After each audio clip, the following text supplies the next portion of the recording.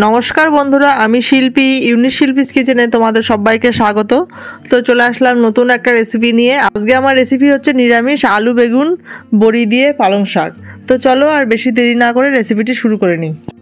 দেখো এখানে আমি পালং শাক নিয়ে নিয়েছি 500 গ্রাম মতো, আর নিয়ে নিয়েছি দেখো এখানে 5-6টা সিম, আর নিয়েছি একটা বড় সাইজের আলু, আর নিয়েছি একটা মিডিয়াম সাইজের বেগুন। তো এইভাবে ছোটো ছোটো করে কেটে নিয়েছি। আর এখানে নিয়ে নিয়েছি দেখো কিছুটা বড়ি।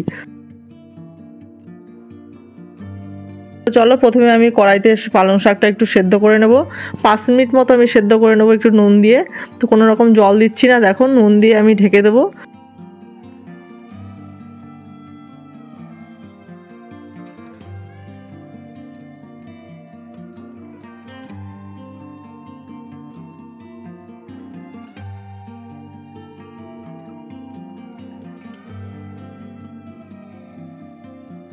পালং শাকগুলো আমার সেদ্ধ হয়ে গেছে, 5 মিনিট আমি সেদ্ধ করে নিয়েছি। এবার পালং শাকগুলোকে আমি তুলে নিচ্ছি সব এক এক করে। খুব বেশি কিন্তু আমি সেদ্ধ করিনি, 5 মিনিটের জন্য আমি পালং শাকটাকে সেদ্ধ করেছি, যাতে পালং শাকের যে অতিরিক্ত সার দেওয়া থাকে সেই সারটা যাতে বেরিয়ে যায়।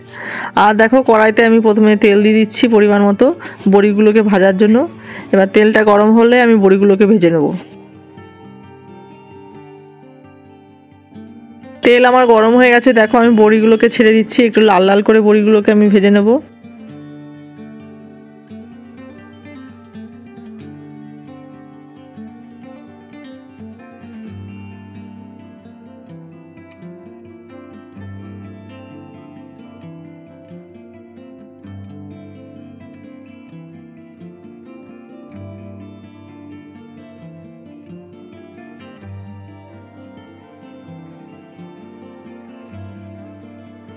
বড়িগুলো আমার ভাজা হয়ে গেছে, আমি লাল লাল করে ভেজে নিয়েছি বড়িগুলোকে। এবার তুলে নিচ্ছি।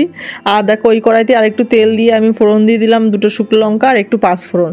তো শুকনো লঙ্কা পাঁচফোড়ন একটু লাল লাল হয়ে গেছে। এবার আমি এর মধ্যে দিয়ে দিচ্ছি আলুগুলো, কেটে রাখা আলুটা একটু 2 মিনিট মতো ভেজে নেব। তারপর আমি এর মধ্যে দিয়ে দেবো বাদবাকি সবজিগুলো। আলুটা একটু শক্ত থাকে, তো ওই জন্য আলুটা আগেই দিলাম, একটু ভাজা ভাজা হয়ে নিক।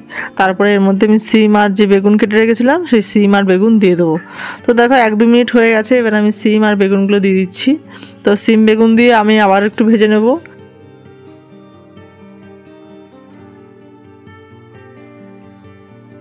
সিম বেগুন দিয়ে আমি দেখো নেড়ে চেড়ে ভেজে নিচ্ছি। এবার আমি এর মধ্যে দিয়ে দেবো পরিমাণ মতো নুন। খুব বেশি নুন দেবো না, আমি পালং শাক সেদ্ধ করার সময় একটু নুন দিয়েছিলাম। আর এর মধ্যে দিয়ে দেবো সামান্য একটুখানি হলুদ গুঁড়ো। তো সব কিছু দিয়ে আবার একটু নাড়াচাড়া করে নেব, ভেজে নেব। আলু বেগুন সিম আমি একটু ভেজে নিয়েছি হালকা করে। তো এবার আমি এর মধ্যে দিয়ে দিচ্ছি দেখো একটুখানি আদা বাটা আর একটুখানি লঙ্কা বাটা। তো আদা বাটা লঙ্কা বাটা দিয়ে আমি আবার একটুখানি কষিয়ে নেব।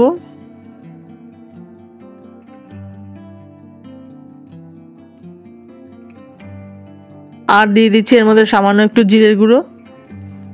এবার জিরে গুঁড়োটা দিয়েও আবার একটু কষিয়ে নেব। তো সব কিছু আমার কষানো হয়ে গেছে। এবার দেখো আমি পালং শাকগুলোকে এর মধ্যে দিয়ে দিচ্ছি।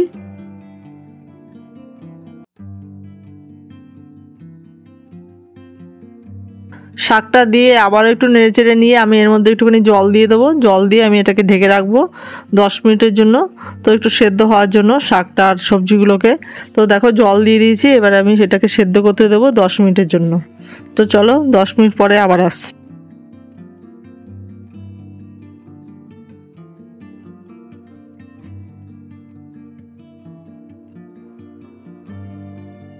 10 মিনিট হয়ে গেছে। এবার আমি ঢাকনা খুলে দিচ্ছি।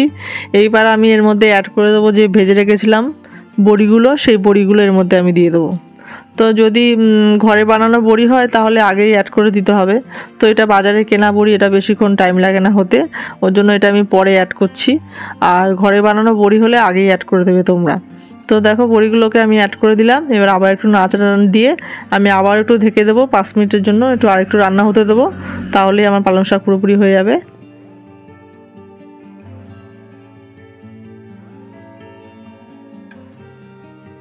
তো দেখো পালং শাকটা আমার পুরোপুরি রেডি হয়ে গেছে। নামানোর আগে আমি এর মধ্যে দিয়ে দিচ্ছি 1 চামচ চিনি। তো নিরামিষ সবজিতে একটু চিনি না দিলে ভালো লাগে না। আর দিয়ে দেবো কিছুটা ধনেপাতা। ধনেপাতাটা দিয়ে এবার নাড়ি চাড়িয়ে নামিয়ে নেবো, তাহলেই আমার রেডি পালং শাক। তো চলো আজকে আমার পালং শাকের রেসিপিটা কেমন হয়েছে তোমরা সবাই কমেন্ট করে জানাবে। আর রেসিপিটা ভালো লেগে থাকলে please like comment share and subscribe করতে কেউ ভুলবে না। চ্যানেলে নতুন বন্ধু হয়ে থাকলে চ্যানেলটিকে সাপোর্ট করে পাশে থাকবে। চলো দেখা হচ্ছে পরবর্তী কোনো ভিডিওতে, পরবর্তী কোনো রেসিপি নিয়ে। ততক্ষণে তোমরা সবাই সুস্থ থাকবে, ভালো থাকবে। তো চলো, টাটা।